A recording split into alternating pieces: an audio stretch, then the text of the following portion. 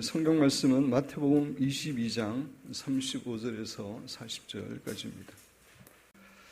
2주 전에 내적 치유가 무엇인지 7가지로 여러분에게 말씀을 드렸습니다. 그 7가지를 여러분 교재에 실었습니다. 교재를 보시기 바랍니다. 첫째, 내적 치유는 과거의 상처와 고통으로부터 해방시켜 주는 것입니다. 둘째, 내적 치유는 과거의 사건에 대해 새로운 시각으로 바라보게 하는 것입니다. 셋째, 내적 치유는 과거의 잘못된 반응을 수정하고 올바른 반응을 가지게 해줍니다. 넷째, 내적 치유는 용서를 적용하는 것입니다. 다섯 번째, 내적 치유는 회개함으로 죄의 영향력을 끊어버리는 것입니다. 여섯 번째, 내적 치유는 기도로 조상으로부터 내려오는 악영향을 끊어버리는 것입니다. 일곱 번째, 내적 치유는 예수님께서 과거의 상처를 해결하시고 치유하시도록 그분께 요청하고 맡기는 것입니다. 그렇습니다. 내적 치유는 단순히 과거의 상처와 아픔을 치유하고 그것들로부터 자유케 되는 것만이 아닙니다. 내적 치유는 또한 잘못된 시각을 올바른 시각으로 바꾸고, 또한 과거의 잘못된 반응과 태도를 보였던 것을 버리고 올바른 반응과 태도를 보이는 것, 이것들이 다 내적 치유입니다. 내적 치유에는 이렇게 넓은 의미를 가지고 있습니다. 특별히 하나님에 대한 잘못된 시각을 바꾸고 그동안 하나님에 대해서 우리가 잘못 보여왔던 반응과 태도를 버리고 올바른 반응과 태도를 보이는 것은 너무나 중요한 내적 치유입니다. 왜냐하면 신앙생활에서 가장 중요한 시각은 하나님을 바라보는 시각입니다. 가장 중요한 생각은 하나님에 대한 생각이고, 우리 신자에게 가장 중요한 관계는 하나님과의 관계이기 때문입니다. 여러분 교재 A.W. 토저가 한 말을 보겠습니다. 교회 앞에 놓인 가장 중대한 문제는 언제나 하나님 자체이다. 그리고 어떤 사람에게든 어떤 신자에게든 가장 중대한 사실은 그가 어떤 상황에서 어떻게 말하고 어떻게 행동하느냐가 아니라 하나님을 어떤 분으로 생각하느냐이다. 그렇습니다. 우리 모두에게 하나님을 어떠한 분으로 생각하는가, 하나님을 어떠한 분으로 바라보는가, 믿는가, 이것이 우리의 믿음과 태도와 우리의 모든 것에 영향을 미칩니다. 이러한 의미에서 우리가 가지고 있는 하나님에 대한 잘못된 시각을 바꾸고 또 하나님께 대하여 잘못 반응했던 반응과 태도를 바꾸는 것이 내적 치유에서 너무나 중요한 치유라고 할 수 있습니다. 어떤 의미에서 가장 중요한 치유라고 할 수가 있습니다. 성도들 가운데는 하나님에 대해서 잘못된 이미지를 가지고 신앙생활을 하고 있기 때문에 하나님과 친밀한 관계를 누리지 못하고 하나님과 어느 정도 거리가 있는 멀리 떨어진 그런 서먹서먹한 관계에서 신앙생활을 하는 신자들이 많이 있습니다. 신자들이 일반적으로 하나님에 대해서 잘못 가지고 있는 이미지, 여러분 교재에 제가 실어봤습니다. 나를 사랑하지 않는 하나님. 사실 하나님은 독생자 예수 그리스도의 생명까지 주시기까지 우리를 사랑합니다. 정말 끔찍히 우리를 사랑하는데 많은 신자들이 하나님은 나는 사랑하지 않는다고 생각합니다. 나의 삶에 관심이 없는 하나님. 하나님은 우리의 삶에 너무나 관심이 많아서 우리의 머리카락까지 세고 계신다고 예수님이 말씀하셨습니다. 근데 별로 관심이 없는 하나님으로 생각합니다. 나에게 오직 충성과 복종만을 원하시는 하나님. 하나님은 우리에게 사랑의 관계를 원하시랍니다. 서로 사랑하고 사랑하는 신랑과 신부가 아버지와 아들이 사랑하듯이 그런 관계를 원하시는 분인데 오해를 합니다. 자기 마음대로 하시는 독재자 하나님. 하나님은 우리에게 자유의지를 주셨고 우리를 인격적으로 대하시는 분입니다. 그런데 이런 오해를 합니다. 우리의 기도 응답에 매우 인색하게 응답하시는 하나님. 하나님은 우리가 구하고 생각한 것 이상으로 풍성하게 주시는 분인데 아주 인색한 하나님으로 오해를 하는 분도 있습니다. 우리가 조금만 잘못해도 벌 주시고 심판하시는 무서운 하나님. 하나님은 오래 참으시고 참으시는 분입니다. 우리의 행위나 모습에 따라 쉽게 변하시는 변덕스러운 하나님, 우리가 하나님께 잘하면 우리를 기뻐하고 하나님께 실수하면 우리를 벌하는 이 변덕스러운 하나님으로 생각하는데 그렇지 않습니다. 하나님은 영원히 불변하시는 하나님입니다. 늘 엄격하고 무표정의 하나님 아니죠. 하나님은 기쁨과 웃음이 넘치는 분입니다. 결코 심판하지 않으시는 연약한 하나님, 그냥 우리에게 은혜만 베풀고 사랑만 베푸는 그런 부드러운 하나님, 연약한 하나님으로 또 오해하는 분들도 있습니다. 그렇지 않습니다. 하나님은 사랑의 하나님인 동시에 심판과 진노의 하나님이십니다. 그리고 우리의 어려움을 해결해 줄 수 없는 무능한 하나님, 우리처럼 무능한 하나님, 그렇게 오해하는 분도 있습니다. 그렇지 않습니다. 하나님은 전지전능하신 분입니다.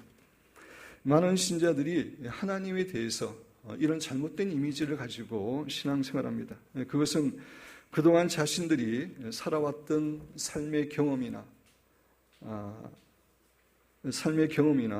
또 하나님에 대해서 잘못된 이미지를, 잘못된 생각을 집어넣는 사탄의 생각을 받아들여서 이런 잘못된 이미지를 갖고 있는 경우가 많이 있습니다. 그래서 하나님에 대해서 이런 잘못된 이미지를 가지고 신앙생활하면은 자신들은 하나님을 믿고 섬긴다고 하지만 사실은 하나님을 믿고 섬기는 것이 아니라 자기 마음속에서 잘못 만들어진 헛된 우상을 섬기고 살아가는 것입니다. 사실 많은 그리스도인들이 하나님을 믿는다고 그러지만 사실 자기가 만든 우상을 섬기고 신앙생활을 합니다. 이런 경우 결코 하나님과 친밀한 관계를 가질 수 없습니다. 하나님과 적당한 거리에서 관계를 가지려 하거나 아니면 하나님 앞에 나아갈 때 하나님을 두려운 분으로 생각하기 때문에 여러 가지 가면을 쓰고 좀 그럴듯한 사람으로 나아갑니다. 하나님하고 친밀하고 올바른 관계를 누릴 수 없게 되는 것입니다.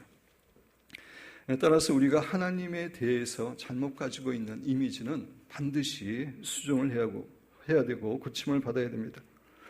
하나님에 대한 잘못된 이미지를 고치기 위해서 우리는 성경이 말하고 있는 하나님의 속성, 하나님의 모습을 있는 그대로 묵상하고 하나님과 개인적이고 인격적인 교제를 해야 됩니다. 이러한 의미에서 성경에 나타난 하나님에 대해서 묘사하고 있는 그런 성경 구절들 또는 하나님의 이름과 성품 1, 2 등을 비롯한 하나님이 어떠한 분인지에 대해서 이야기하고 있는 그러한 책들을 깊이 묵상하면서 하나님과 인격적인 교제를 하는 것이 하나님을 올바르게 알고 이해하는 데 너무나 중요합니다. 하나님을 올바르게 아는 것, 그것이 내적 치유의 중요한 부분입니다. 그런데 요사이 우리는 하나님의 이름과 성품이라는 책을 가지고 하나님을 묵상하고 하나님하고 교제하고 있기 때문에 오늘은 하나님에 대한 잘못된 이미지를 고치는 이 부분에 대해서는 설교하지 않으려고 합니다. 그리고 조금 전에 말씀드린 것처럼 두 번째로 하나님께 대하여 잘못된 반응과 태도를 올바른 반응과 태도로 바꾸는 것, 이것도 내적 치유에서 너무나 중요합니다. 우리가 하나님께 대해서 잘못된 반응과 태도를 보이면은 하나님과의 관계에서 악영향을 미치게 되고, 그래서 하나님과 친밀한 교제를 누릴 수도 없고 하나님이 우리에게 부어주시는 풍성한 은혜와 축복을 누리지 못합니다. 그래서 오늘과 다음 주는 우리가 하나님에 대해 가지고 있는 잘못된 반응과 신앙 태도가 무엇인지에 대해서 말씀드리고 또 그런 것들을 어떻게 고쳐야 하는지 하나님께서 우리에게 주시는 교훈을 받기를 원합니다. 일반적으로 신자들이 하나님에 대해서 잘못 가지고 있는 태도는 크게 네 가지입니다. 첫째는 인본주의 신앙 태도입니다. 둘째는 기복주의 신앙 태도입니다. 세 번째는 율법주의 신앙 태도입니다. 넷째는 하나님과 적당하게 떨어진 거리에서 신앙생활을 하려고 하는 그러한 신앙 태도입니다. 다시 한번 말씀드립니다. 첫째는 인본주의 신앙 태도입니다. 둘째는 기복주의 신앙 태도입니다. 셋째는 율법주의 신앙 태도입니다. 넷째는 하나님과 적당하게 떨어진 거리에서 신앙생활을 하려고 하는 태도입니다. 이 가운데서 오늘은 첫 번째와 두 번째에 대해서 말씀을 드리고 다음 주는 세 번째와 네 번째에 대해서 말씀을 드리려고 합니다. 신자들이 하나님에 대해 가지고 있는 잘못된 태도는 첫째, 인본주의 신앙 태도입니다. 우리 인간은 본래부터 철저하게 하나님을 의존하는 존재로 창조되었습니다. 하나님의 말씀에 순종하는 가운데 하나님 중심의 삶을 살 때에 하나님과의 친밀한 관계를 누리게 되고 그 하나님과의 친밀한 관계에서 오는 하나님의 사랑과 은혜와 축복을 누리게 그렇게 설계되어 있고 그렇게 만들어졌습니다. 에덴 동산에 있는 모든 다른 실과는 먹어도 되지만 동산 중앙에 있는 선악과를 먹지 말고 그것을 먹는 날에는 정령 죽게 될 것이다 라고 하는 하나님의 명령은 우리 인간은 철저하게 하나님의 말씀에 순종하는 삶을 살 때만이 하나님께서 주시는 풍성한 축복과 은혜를 누릴 수 있는 존재임을 시청각적으로 너무나 분명하게 교훈해 주는 것이었습니다. 이러한 의미에서 기독교 신앙은 철저하게 신본주의이고 하나님 중심입니다. 그런데 많은 사람들이 예수님을 믿는다고 입으로는 고백하면서도 이런 인본주의 신앙 자세를 가지고 신앙생활합니다. 인본주의 신앙 태도라는 것은 여전히 자기 자신이 인생의 주인이 되어 살아가고 하나님 중심이 아니라 자기 중심으로 살아가는 태도입니다. 하나님의 말씀을 있는 그대로 순종하지 않고 말씀을 변형시키고 자기의 생각을 섞고 교묘하게 살아가는 태도를 말합니다. 이러한 인본주의는 하나님께서 가장 싫어하시는 삶의 태도입니다. 아담과 하와가 선악과를 따먹고 타락한 이유도 바로 이 인본주의 때문이었습니다.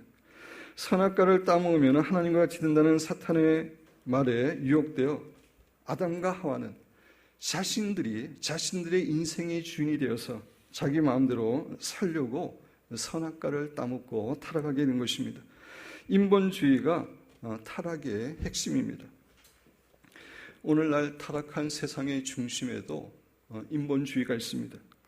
요한계시록 14장 8절에는 큰 성 바벨론의 멸망에 대한 예언이 나옵니다. 여러분 교재 보시기 바랍니다. 계시록 14장 8절.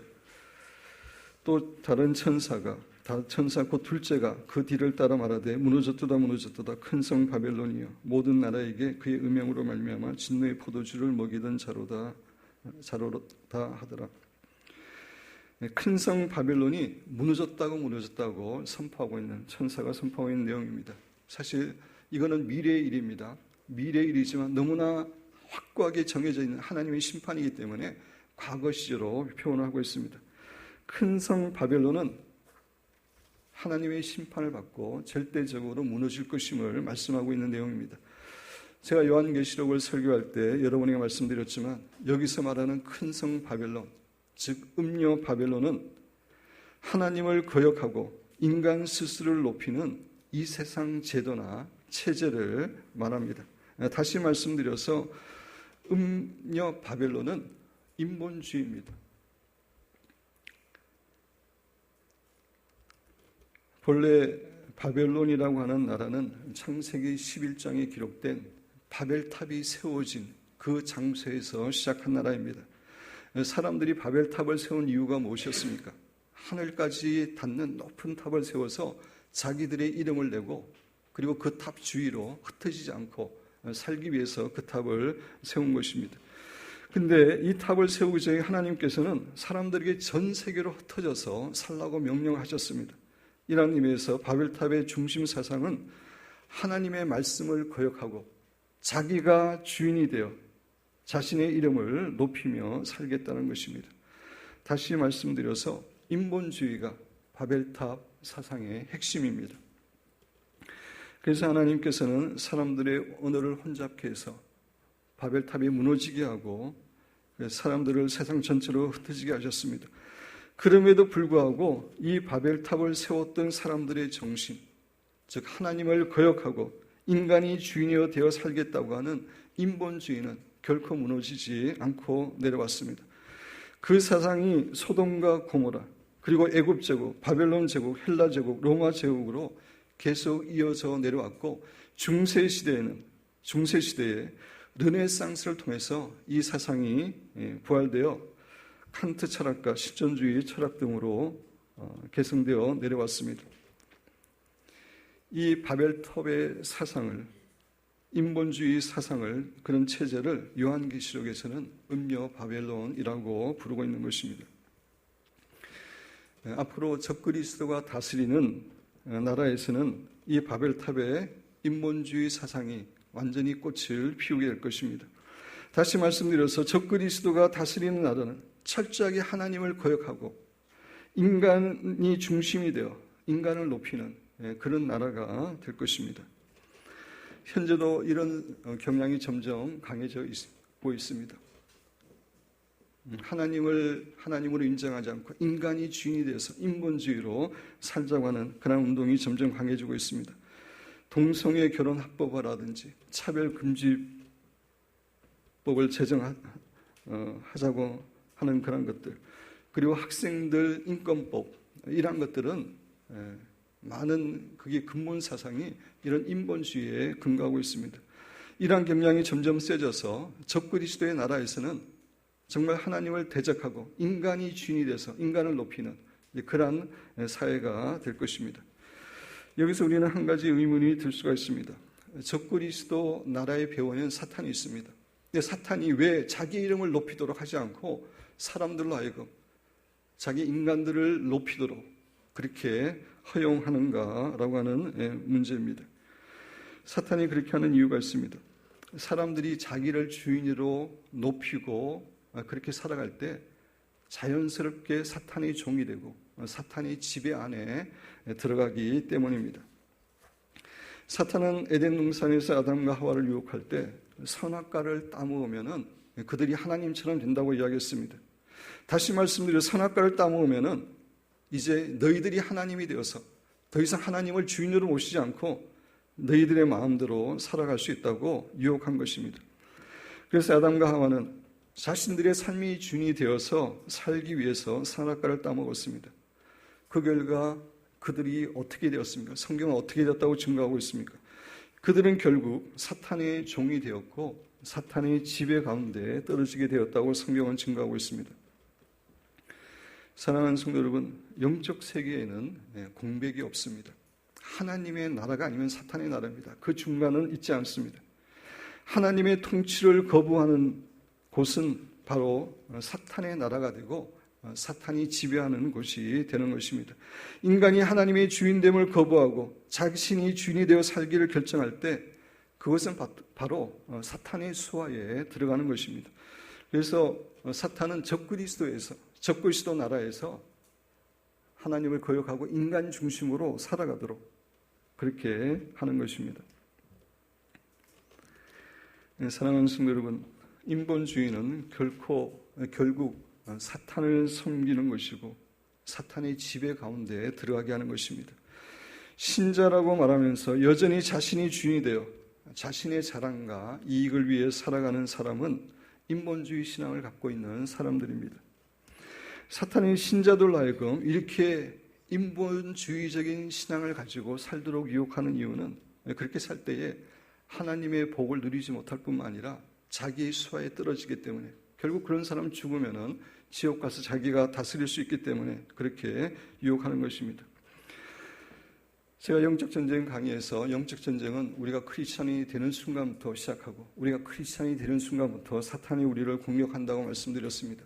사탄이 우리를 공격하는 목적은 크게 두 가지라고 말씀드렸습니다. 첫 번째는 우리의 믿음을 계속해서 시험해서 어떻게 해서라도 믿음에 파선해서 자기의 수하로 돌아오도록 시험하고 그것이 불가능할 경우에는 크리스찬이라는 이름을 가지고 살아가지만 육체적, 정식, 영적으로 공격하고 비참하게 무기력하게 아무런 영향을 끼치지 못하는 그런 크리스찬으로 살아가게 하는 것이라고 말씀드렸습니다. 사탄은 신자에게 이런 인본주의 태도를 가지게 함으로 하나님의 복을 누리지 못하고 정말 비참하고 무기력하고 무능한 크리스찬으로 살아가도록 하고 결국은 지옥에 떨어지게 하는 것입니다. 사랑하는 성도 여러분, 인본주의 신앙은 하나님께서 너무나 미워하시고 철저하게 심판하시는 것입니다. 아까 조금 전에 요한계시록 4장 18절에서 본 것처럼 이 인본주의는 음료 바벨론은 철저하게 하나님께서 심판하시고 멸망시킬 것입니다. 이런 의미에서 인본주의는 사망의 길이고 멸망의 길입니다. 성도 여러분, 우리 기독교는 신본주의고 하나님께 순종하는 종교입니다. 우리 신자의 목적은 오직 하나님의 말씀에 순종하고 하나님을 높이고 하나님의 통치가, 하나님의 주권이, 하나님의 나라가 이 세상에 임하도록, 확장되도록 소원하는 삶을 살아가는 것입니다. 사랑하는 여러분과 저는 우리 안에 있는 인본주의 신앙 태도를 흔적이라도 다 제거하여 버리고 오직 하나님께 순종하고 하나님의 통치를 확장시키는 아름다운 삶을 살아감으로 하나님의 생명과 축복을 풍성하게 누리시게 되는 귀한 성도들이 되시기를 주님의 이름으로 축원드립니다. 신자들이 하나님에 대해 가지고 있는 두 번째 잘못된 태도는 기복주의 신앙 태도입니다. 한 기독교 언론사가 한국의 교인들을 대상으로 설문조사를 했습니다. 왜 하나님을 믿습니까? 거의 많은 사람들이 복을 받기 위해서입니다. 하나님의 하시는 일 가운데 가장 중요한 일이 뭐라고 생각합니까? 하나님이 그것은 우리를 축복하는 일입니다 라고 많은 교인들이 답변을 했다고 합니다.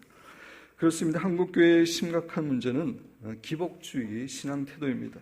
기복주의 신앙 태도라고 하는 것은 예수님을 믿는 목적이 이 세상에서의 복을 받기 위한 신앙생활을 말합니다. 물질적인 축복이나 치유나 사업의 번창, 자녀들의 대학 진학, 취업, 편안한 노후 생활, 이러한 것들을 위해서 신앙생활하는 것, 그것이 기복주의 신앙 태도입니다. 이 기복주의 신앙 태도는 기독교를 다른 종교와 같은 그러한 수준의 낮은 종교로 전락시키는 것입니다. 대부분의 종교에서 가장 중요한 것은 자신들이 믿는 신으로부터 복을 받는 것입니다. 자신들이 믿고 있는 신을 사랑하고 기뻐하는 진리를 지키고 헌신하고 충성하는 것 별로 관심이 없습니다. 어떻게든 자신들이 믿고 있는 신들의 기분을 잘 맞춰가지고 자신과 가족에게 필요한 복을 받는 것이 그들의 목적입니다. 이 기복주의 신앙 태도라고 하는 것은 기독교를 이런 낮은 그런 차원의 종교로 전락시키는 겁니다. 제가 오래전에 미국에 유학하기 전에 한국에서 부목사로 이렇게 사역했던 그 교회에서 이제 전도 폭발을 제가 가르쳤습니다. 그래서 일주일에 한 번 전도 폭발을 가르치고 나서는 항상 이렇게 축구 전도로 나갑니다. 지금은 축구 전도가 잘 안 되지만 그때는 이제 집을 찾아가서 문을 열어주는 사람이 있어서 같이 대화도 하고 전도하는 그런 일을 했습니다. 그래서 어느 가정을 이제 방문해서 한 아주머니와 대화를 나누는데 그 아주머니는 카톨릭을 30년 믿었다고 이야기했습니다. 그래서 여러 가지 이야기를 하는 가운데 이제 구원의 확신을 체크하기 위해서 이제 그렇게 질문합니다. 그럴 리가 없겠지만 하나님이 우리를 오늘 밤에도 부르시면 이 세상을 떠나야 되는데 이 세상을 떠날 때 천국 갈 확신이 있으십니까? 라고 물어봤더니 이분은 자기에는 그런 확신이 천국 갈는지 안 갈는지 전혀 모릅니다 라고 대답했습니다. 저는 그 대답을 듣고 좀 놀랐습니다. 물론 카톨릭을 믿는 사람 대부분이 구원의 확신이 없는 걸 알고 있지만 그래도 30년 동안 카톨릭 교회를 다녔기 때문에 구원의 확신을 가지고 신앙생활을 하는 줄 알았습니다. 근데 구원의 확신이 없다고 해서 놀랐습니다. 그래서 또 계속해서 질문합니다. 구원의 확신을 가지지 않고 신앙생활을 한다면 우리가 언제 죽을지 모르는데 불안하지 않습니까? 어떻게 그런 구원의 확신도 없이 30년을 어떻게 신앙생활을 해왔습니까? 라고 질문을 했습니다. 그랬더니 그분이 이런 얘기를 했습니다. 저는 천국에 제가 죽어서 가는지 안 가는지 그거 잘 모르고 구원의 확신 이런 거 잘 모릅니다. 관심 없습니다. 제가 매주 예배에 나가 미사에 참석하지 않으면은 저와 우리 가정에게 나쁜 일이 생길까 봐 그것이 두려워서 제가 30년 동안 미사를 참석하고 있습니다. 라고 하는 그런 대답을 했습니다. 하나님을 사랑하고 하나님의 뜻대로 살려고 신앙생활하는 것이 아니라 예배에 참석하지 않으면 뭔가 나쁜 일이 자신과 가족들에게 임할지 모르기 때문에 신앙생활을 하고 있다고 하는 그 얘기를 듣고 얼마나 정말 마음이 아팠던 적이 있습니다. 그런데 안타깝게도 개신교의 많은 신자들도 이 아주머니 수준에서 신앙생활하고 있습니다. 그들이 열심히 신앙생활하는 목적은 자신이 잘되고 가족의 복을 받는 겁니다. 신앙생활의 모든 초점이 하나님으로부터 많은 축복을 받는 것에 맞춰져 있습니다. 이러한 사람들에게는 물질적으로 하나님의 복을 많이 받은 사람이 잘 믿는 사람이고 축복을 얻은 사람입니다. 성도 여러분, 이런 기복주의 신앙 태도는 결코 올바른 것이 아니고 하나님께서 기뻐하시는 신앙 태도가 아닙니다. 이런 기복주의 신앙 태도를 갖고 신앙생활하면 도리어 하나님을 판단합니다. 복을 많이 내려주는 하나님은 선하신 하나님, 복을 내려주지 않는 하나님은 선하고 좋지 않은 하나님. 하나님이 우리를 판단해야 하는데 자기가 하나님을 판단합니다. 그리고 기복신학은 진리보다 복을 더 우선합니다. 우리 신자들은 복보다 하나님 말씀대로 살아가는 것이 먼저 중요합니다. 근데 기복주의 신앙자들은 복을 받기 위해서는 진리를 조금 타협하고 세상과 타협해 살아가는 것 어렵지 않게 생각합니다. 그리고 기복주의 신앙 태도는 예수님께서 정말 중요하게 가르치셨던 희생과 나눔과 핍박과 고난과 좁은 길로 가는 것, 이런 것들을 싫어하고 그런 것들을 무시하는 삶을 살아갑니다. 그런데 이런 것들보다 기복주의 신앙 자세의 가장 악한 점은 하나님을 목적이 아니라 수단으로 전락시키는 것입니다. 기독교는 하나님이 우리의 삶의 목적이고 그분이 우리의 모든 것입니다. 그러나 기복주의 신앙에서는 하나님을 우리의 복을 주는 그런 도구로 전락시켜 버리는 것입니다. 참으로 기복주의는 잘못된 것입니다. 물론 우리가 하나님께 복을 구하는 모든 것이 다 기복주의 신앙이고 잘못됐다는 것은 아닙니다. 여러분 오해하지 마시기 바랍니다. 하나님을 뜨겁게 사랑하는 가운데 하나님께 순종하는 삶을 살아가면서 하나님을 더 잘 섬기고 어려운 이웃을 섬기기 위해서 재물과 지위와 능력과 은사 등을 구하는 것은 올바른 것입니다. 근데 하나님을 사랑하는 것, 하나님의 말씀에 순종해 살려고 하는 것, 이런 것들은 관심이 없고 하나님께 복만 받으려고 하는 것, 이것은 잘못된 기복주의 신앙이고 하나님이 결코 기뻐하지 않는 것입니다. 사랑하는 성도 여러분, 기독교 신앙에서 제일 중요한 것은 하나님과의 관계이고 하나님을 사랑하는 것입니다. 오늘 본문 말씀 마태복음 22장 35절서부터 보면 그 중에 한 율법사가 예수를 시험하여 묻되 선생님 율법 중에서 구약에 율법이 많습니다. 613가지라고 일반적으로 하는 중에서 어느 계명이 제일 큽니까? 그렇게 예수님께 묻습니다. 예수께서 이르시되 내 마음을 다하고 목숨을 다하고 뜻을 다하여 주 너의 하나님을 사랑하라 하셨으니 이것이 크고 첫째 되는 계명이고 그 수많은 계명이 있지만 가장 중요한 것은 마음과 목숨과 생명을 다하여 하나님을 사랑하는 것임을 예수님을 이야기하고 있습니다. 우리의 신앙은 복을 구하는 것이 아니라 하나님 자신을 구하고 마음과 목숨과 뜻을 다하여 하나님을 사랑하고 말씀을 지키는 것입니다. 그것이 신앙의 핵심입니다. 다니엘과 다니엘의 세 친구는 하나님을 너무나 사랑했기 때문에 자신의 목숨조차 아까워하지 않았습니다. 사자굴에 던져지고 풀무불에 던져지는 것도 마다하지 않고 들어갔습니다. 마리아는 예수님을 너무나 사랑했기 때문에 자신의 전 재산이요 결혼 자금인 옥합을 깨뜨려서 주님께 드렸습니다. 예수님의 제자들은 예수님을 너무나 사랑했기 때문에 대부분 기꺼이 사도 요한 빼고 순교를 했습니다. 오늘날에도 먼 이국 땅에 가서 복음을 전하기 위해서 애쓰시는 선교사님들도 정말 예수님을 사랑하기 때문에 그런 희생과 어려움을 희생으로 생각하지 않고 기쁨으로 사역을 감당하고 있는 겁니다. 이렇게 하나님과 복음을 위해 기꺼이 좁은 길을 가고 고난의 길을 선택하는 것이 진정으로 하나님을 사랑하는 것이고 그것이 하나님이 기뻐하시는 신앙생활입니다. 여러분, 기독교에서 하나님은 수단이 아니라 목적입니다. 정말 이 말은 정말 중요한 말입니다. 우리 한번 따라하겠습니다. 기독교에서 하나님은 수단이 아니라 목적이다. 예, 우리 각자 다시 한번 고백하겠습니다. 예, 너무 중요한 말이라서 좌우 옆에 분하고 두 번 더 고백하겠습니다.